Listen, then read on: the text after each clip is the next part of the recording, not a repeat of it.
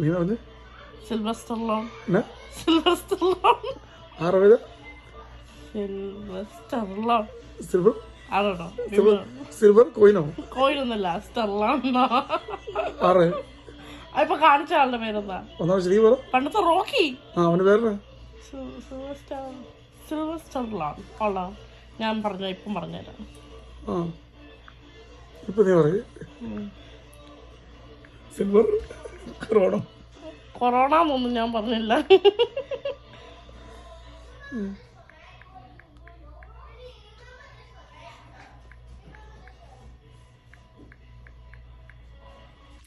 Sylvester Stallone. Sylvester Stallone. ഞാൻ പറഞ്ഞ silver സ്റ്റലോണോ?